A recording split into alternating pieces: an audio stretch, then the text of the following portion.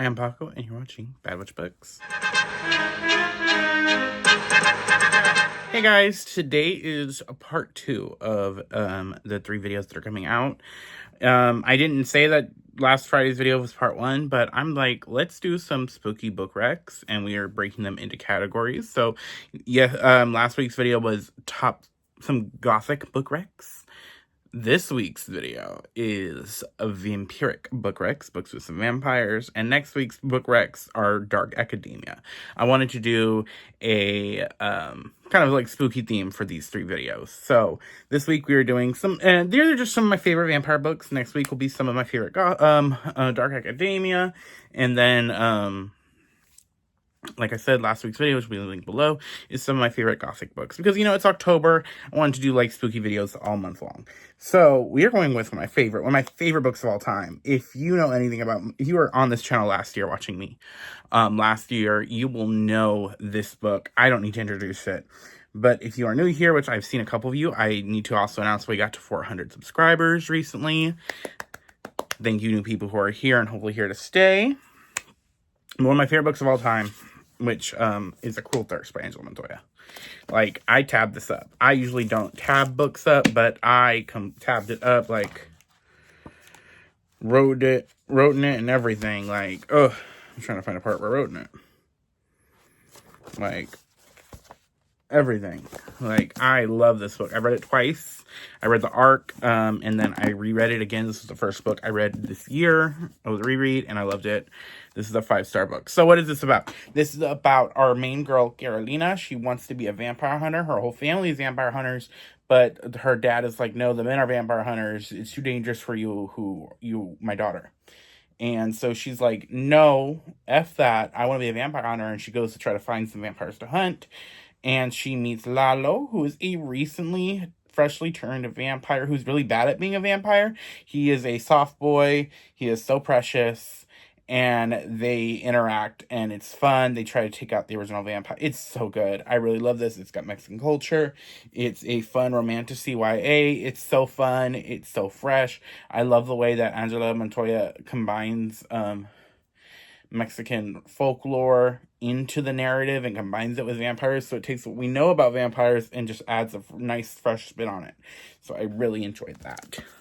But yeah, A Cruel Thirst, of course, is number 1.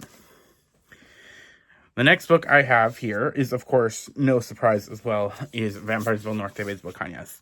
So this book is Isabel Cañas' second book, and this is about Nina and Nestor were childhood best friends. When they were children, Nina was attacked by this mysterious creature, and Nestor runs away, thinking she's dead, and he runs away from home, terrified that he abandoned Nina. She survives, and then years later, during the Mexican-American War over Texas, where Nina is working as a curandera, and Nestor is joins to help. They meet up again. They're like, ooh, awkward, and also vampires running around. It's really good.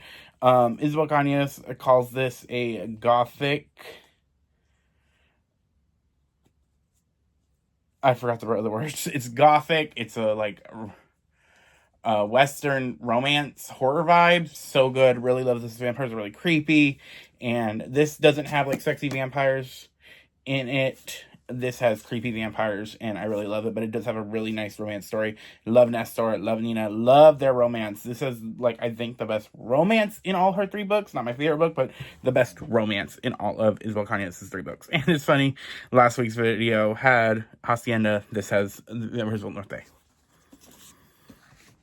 Next book we have is Certain Dark Things by Silvia Moreno Garcia. This is a really fun, I think it's considered a novella, but it could be a novel. I am not sure on what qualifies it to be either. But this follows, what is her name? It's been a minute since I read this. Ulti. She is a vampire, a Azteca vampire. And in this world, there's a bunch of different vampires. That's what I really love about this, is the way there are a bunch of different vampire kind of clans, families, or types of vampires from all over the world. And she's on the run. And she is on the run from these European vampires. It's all in Mexico City. It's gritty, it's noir. It's kind of cyberpunky a little bit. And it's a really fun, short read. If you're looking for something quick and short to read that still has, like, fun and spooky, I recommend this. It's a fun read. Love Sylvia Moreno Garcia's writing. There hasn't been a book that I've read that I've hated. This is not my favorite of her works, but it's still really fun. So we got 2 more. Next is Immortal Dark by Tyga Scrima. This is a dark academia book, so this will not be the dark academia book video, but this is about our main character, Kira, who she is looking for her sister. Her sister has been missing, and she believes that this vampire is responsible, so she gets accepted into the school academy where the vampires are at, and she gets paired with this vampire. She thinks it's her brother, and shit goes from there. Trigger warnings. You should definitely check the trigger warnings for this, even though this is considered YA. This is very, very mature, and I really enjoyed, I enjoyed this a lot. It was fun. I am excited for the sequel. I like the way that the author integrates her Ethiopian folklore into this, and her, that way the vampires are done is really interesting, and, like, the scenes are really great. I enjoyed this, and I will be reading the sequel, so definitely check it out just in time for the sequel. And Neo, the last book I have here, I will say, I do not have any MC Gibson books here because they will be in last week's video and one will be in next week's video. So, of MC Gibson's vampire books I've read. That's why they're not here. But I do have V. Schwab's Barabone in the Midnight Soil. This is a new release. This came out this year, in the summer.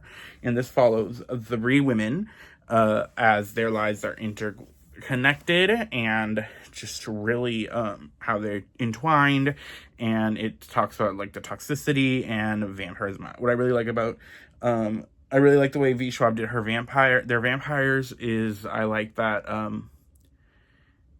like, yes, they were alluring and mysterious and romantic, but they were also, like, rotten underneath, and I really liked the way she did it. I really liked the bite this book had, and I had a great time listening to it. Highly recommend. It is great.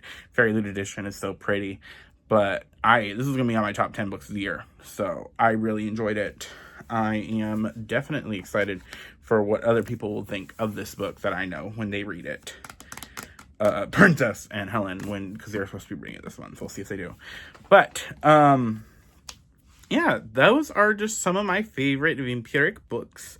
What are your guys's? I love vampires, so in all forms and all media. I love Vampire Diaries. Is one of my favorite shows. Shout out Mystic Readathon. I loved Castlevania, the animated series, anime. Oh, so good. Love Starion and Baldur's Gate 3, which expected Baldur's Gate 3 to be coming in the near future. Not near, but soon. But yeah. So those are just some VMP recommendations. Hopefully to pick you if you haven't decided anything spooky yet to read. But yeah, I will see you guys next time and have a marvelous evening.